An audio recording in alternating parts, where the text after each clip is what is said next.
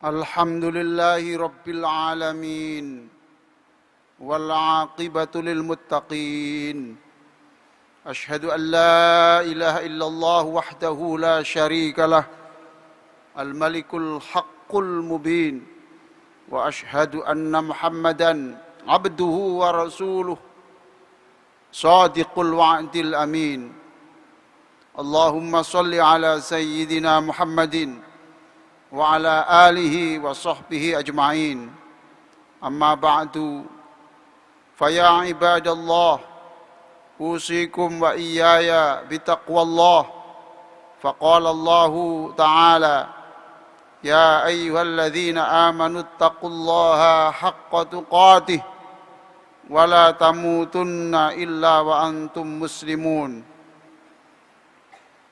Ibu-ibu, bapak-bapak, jamaah sholat Jum'ah di Masjid Nasional Al-Akbar yang sangat saya hormati. Dalam 10 sampai 15 menit ke depan, saya akan menyampaikan khutbah dengan judul The Power of Kepepet. Judul ini terilhami oleh Al-Quran surah An-Naml ayat 62 yang berisi tentang doa orang-orang yang terjepit, orang yang terdesak. Untuk mengupas topik ini, saya telah membaca buku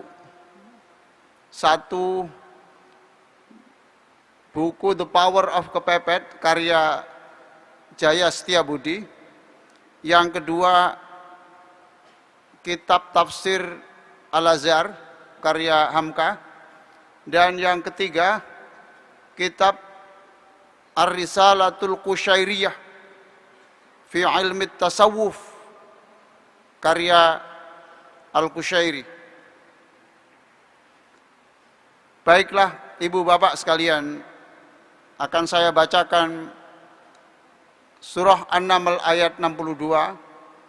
Dan ketika saya berada di Iran, saya sedang penasaran kenapa ayat ini ketika dikutip oleh penceramah, maka seluruh hadirin bisa menirukannya, bahkan menirukan dengan tangisan. Inilah ayat itu. Amman yujibul مضطر إذا دعاه ويكشف السوء ويجعلكم خلفاء الأرض أإله مع الله قليلا ما تذكرون. Tidakkah Dia Allah yang mengabulkan doa orang-orang yang sedang terjepit, orang yang sedang kepepet? Tidakkah Dia yang maha kuasa menghilangkan kesedihan orang-orang yang sedang berduka? Tidakkah Dia, Allah, yang menjadikan orang-orang itu menjadi pemimpin di bumi? Ailahu ma'allah, adakah Tuhan yang kuasa selain Allah? Qalilan ma tadzakkarun, sedikit sekali kamu mengambil pelajaran dari peristiwa-peristiwa itu. Hadirin sekalian, dalam buku The Power of Kepepet itu, sang penulis Jaya Setiabudi menceritakan bagaimana dia bisa memiliki 7 perusahaan besar. Dia berjuang mati-matian, berdarah-darah dari nol, bukan dari warisan. Dia mengatakan seringkali ide briliannya itu muncul dan kreativitas serta kekuatannya itu berlipat. Ya seperti orang yang dikejar macan lah.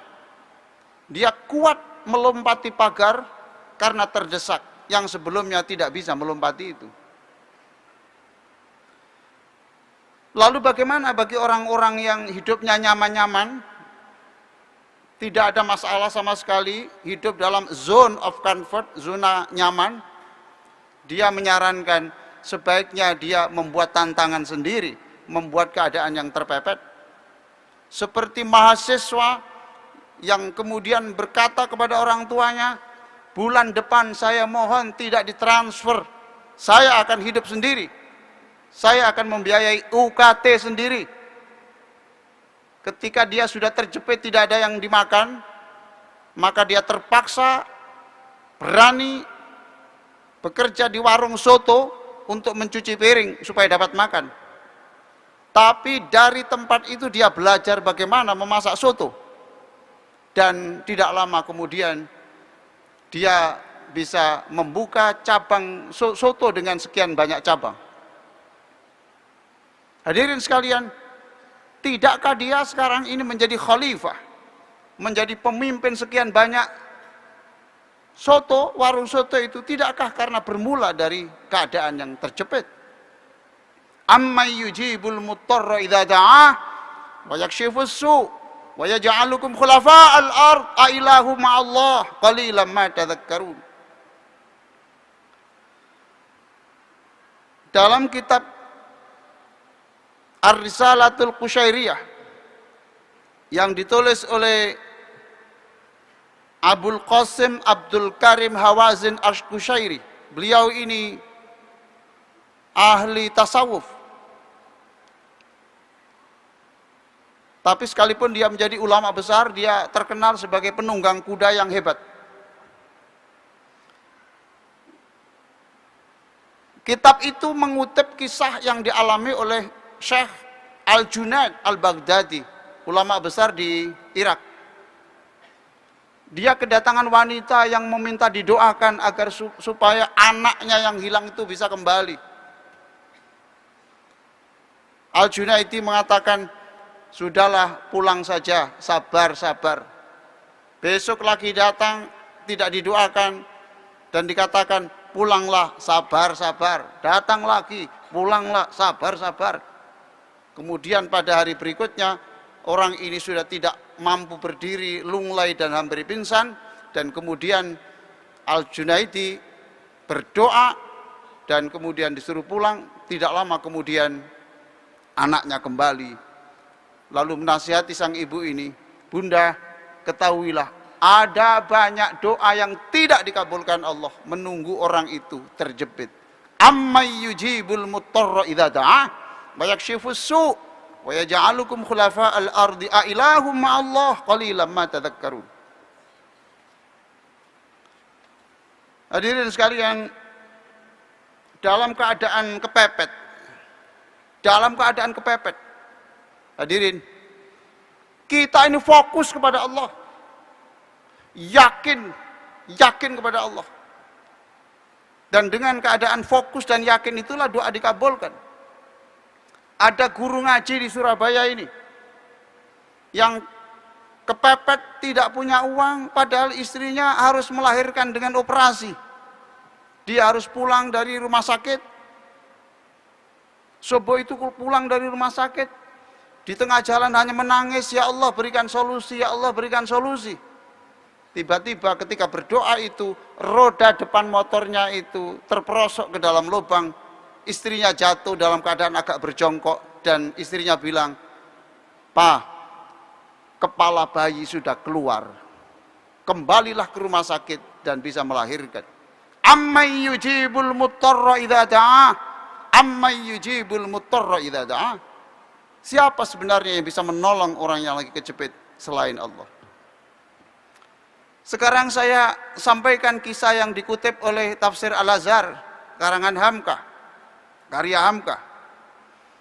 Beliau mengutip kisah yang diceritakan oleh Abu Bakar Dawud Ad-Dainuri. Ad-Dainuri bercerita bahwa di Syria sana ada orang penjual jasa angkutan menggunakan kuda. Suatu saat ada penumpang yang minta diantarkan ke suatu daerah. Ketika naik di atas kudanya, ternyata dia disesatkan ke hutan yang senyap. Kok semakin jauh semakin senyap. Dilihat di kanan kiri itu ada mayat-mayat yang bergelimpangan.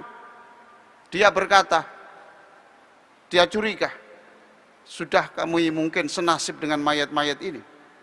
Betul, penumpang itu turun, mengeluarkan goloknya dan akan membunuh orang ini. Tapi dia mengatakan, Tuan, tidak usah membunuh saya, kuda ini silakan kamu ambil. Oh enggak, kalau hanya ngambil kudamu, kamu masih hidup, tidak aman saya. Baik, kalau gitu silakan membunuh saya. Tapi saya minta waktu beberapa menit, saya ingin berpamitan kepada Allah dengan sholat 2 rakaat. Ketika sholat, hadirin sekalian, Fatihah tidak bisa, membaca Fatihah tidak bisa, membaca doa ruku tidak bisa, kaku lidahnya karena ketakutan ini. Lalu dibentak oleh perampok, cepat, cepat. Di saat itulah mulutnya membaca surah An-Naml ayat 62. Amma yujibul muttarra idza da'ah wa yakshifus su' wa yaj'alukum khulafa'al ardi a ilahum ma'allah qalilan ma tadhakkarun. Belum selesai ayat itu dibaca, tiba-tiba datanglah penunggang kuda dengan perawakan besar, dengan tombaknya yang panjang dan tajam, langsung ditusukkan ke dada perampok itu dan matilah dia. Ketika penunggang kuda penyelamat itu ditanya, siapa kamu sebenarnya? Saya adalah orang yang diutus Allah untuk menyelamatkan kamu yang yakin bahwa dalam ayat yang kamu baca itu kamu yakin dalam keadaan kepepet, hanya Allah yang bisa menolongnya. Hadirin sekalian, sebagai penutup saya ingin menyampaikan 2 hal. Yang pertama, orang yang kepepet bisa benar-benar fokus dan yakin kepada Allah. Dan hadirin sekalian, dalam semua doa kita harus fokus, kita harus yakin kepada Allah. Kalau kita yakin dan fokus, insya Allah ada energi baru, ada kekuatan baru, dan Allah akan menolong kita. Ada buku yang berjudul Awaken the Giant Within, karya Tony Robbins. Dia adalah motivator di Amerika Serikat. Dia mengatakan, when focus goes, energy flows. When energy flows, energy flows. Ketika kamu fokus melakukan sesuatu, yakin, maka di saat itulah energi besar mengalir kepada Anda. Yang kedua, berpikir positiflah. Keadaan kejepit, apapun musibah, sepahit apapun, berpikirlah yang positif. Anggap saja musibah itu adalah anugerah. Kalau kita sedang menghadapi masalah yang berat, jangan sampai berpikir ini adalah the end of story. Jangan berpikir ini adalah akhir daripada sebuah cerita. Tidak. Peristiwa itu hanya terminal saja. Karena setelah itu nanti kita akan diberangkatkan Allah kepada prestasi yang gemilang dalam kemuliaan dan kesuksesan. Aqulu qouli hadza wa astaghfirullah li wa lakum wastaghfiruh innahu huwal ghafurur rahim. Alhamdulillahi wahdah, asyhadu an la ilaha illallah wahdahu la syarika lah, wa asyhadu anna Muhammadan abduhu wa rasuluhu la nabiyya ba'dah. Allahumma salli ala sayyidina Muhammadin wa ala alihi wa ashabihi wa man ittaba'a hudah. Amma ba'du.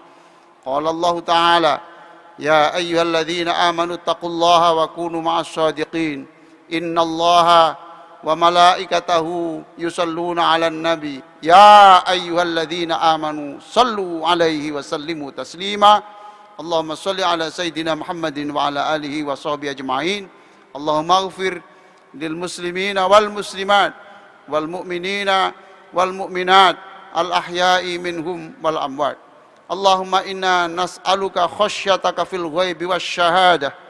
Ya Allah, berikan kami kekuatan iman dan akhlak yang baik ketika dilihat orang ataupun tidak dilihat orang. Wa kalimatal haqqi fil ghadabi war ridha. Jadikan kami orang yang berkata benar dan sopan ketika lagi marah ataupun ketika lagi senang.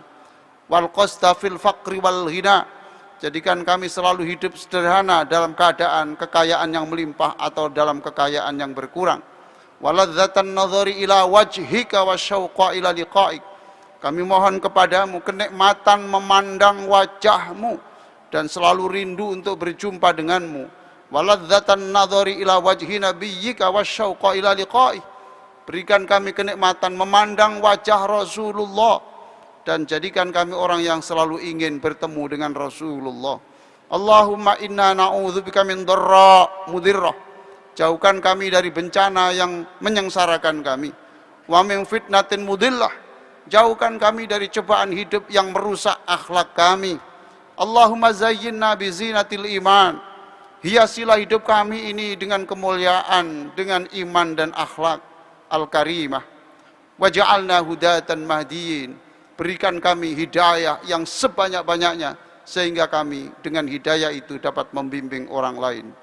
Ibadallah, innallaha ya'muru bil 'adli wal ihsan wa ita'i dzil qurba wa yanha 'anil fakhsya'i wal munkari wal baghi ya'idzukum la'allakum tadhakkarun. Fadhkurullahal 'azima yadhkurkum washkuruhu 'ala ni'amihi yazidkum wa la dzikrullahi akbar wallahu ya'lamu ma tasna'un.